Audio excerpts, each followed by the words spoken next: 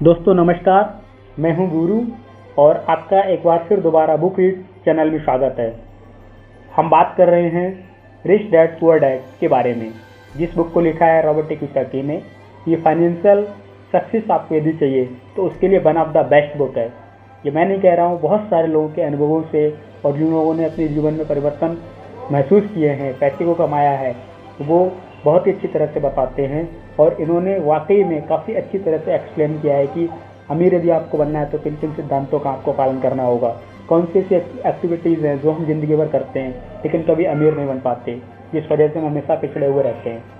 तो यहाँ पर वो कहते हैं कि अमीर लोग कभी भी पैसे के लिए काम नहीं करते हैं। मैं एक बार रिपीट करता हूँ, अमीर लोग कभी भी पैसे के लिए काम नहीं करते हैं। वो एक समय के बाद अपने आप को काम करते हैं पैसे के लिए, लेकिन हल्के हल्के ऑटोमेशन में लाके अपने आप को ऐसा बना लेते हैं कि एक वक्त के बाद पैसा उनके लिए काम करता है। अमीर लोग और अमीर कैसे होते जाते हैं, इसके बारे में भी हम चर्चा करेंगे। तो इस मामले में रॉबर्ट कियोसाकी एक बचपन की अपनी कहानी बताते हैं। एक बार वो स्कूल जाते हैं तो वहाँ पे कुछ स्कूल के जो बच्चे होते हैं और उनके माता पिता होते हैं तो वो चिढ़ाते हैं, क्योंकि ये गरीब होते हैं स्टार्ट में, शुरू में, कि ये देखो गरीब XYZ इस तरह की बातें करके। तो एक दिन जब रॉबर्ट कियोसाकी के घर आते हैं, अपने पिताजी से पूछते हैं कि पिताजी अमीर कैसे बना जाए। तो उनके पिता सोच में पड़ जाते हैं कि आज इसने कैसे सवाल कर लिया, इससे पहले तो कभी ऐसा पूछा नहीं। तो वो बोलते हैं कि बेटा आप अमीर क्यों बनना चाहते हैं। तो रॉबर्ट कियोसाकी जी बताते हैं कि स्कूल में हमसे बच्चों ने ऐसा ऐसा कहा तो इसलिए मैं अमीर बनना चाहता हूँ।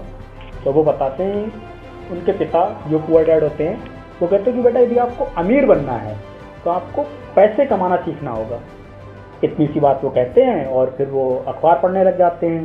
तो उसके बाद रॉबर्ट कियोसाकी के दिमाग में ये बात घूमती रहती है और वो नेक्स्ट डे स्कूल जाते हैं फिर दोबारा। तो वहाँ से उन्हें एक रेफरेंस पॉइंट मिलता है, किसी देख के दिमाग में आइडिया आता है, जैसा कि उनके पिता ने कहा था कि बेटे आपको पैसे बनाना सीखना होगा। तो वो घर आते हैं और सबसे पहले उस आइडिया को अपने दोस्त, जो उनका माइक स्कूल का फ्रेंड होता है, उससे डिस्कस करते हैं कि क्या आप मेरा पैसे कमाने में साथ देंगे। तो वो कहता है कि क्या आपके पास कोई योजना है, क्या कैसा आइडिया है। तो रॉबर्ट कियोसाकी कहते हैं नहीं ऐसा तो नहीं है, लेकिन आप मुझे ये बताइए आप मेरा पैसे कमाने में साथ देंगे। तो उनका जो दोस्त होता है माइक, वो होता है हाँ बिल्कुल देंगे, चलिए।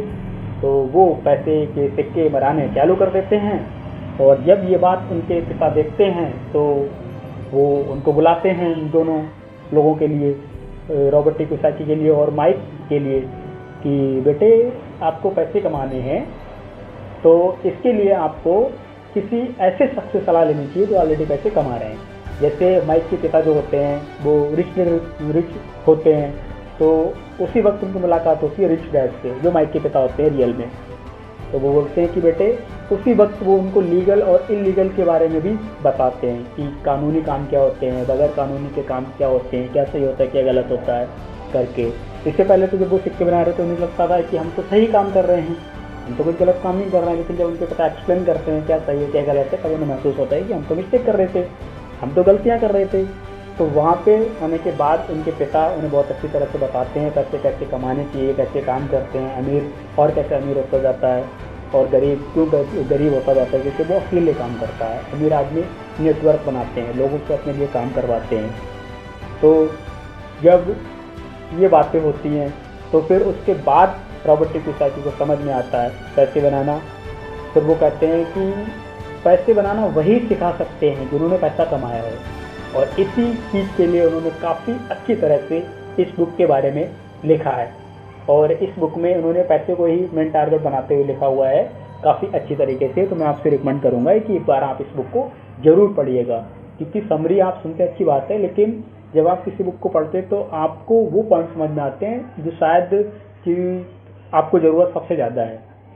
तो चलिए, थैंक यू। इस पार्ट में इतना ही था, अगली बार फिर मिलेंगे।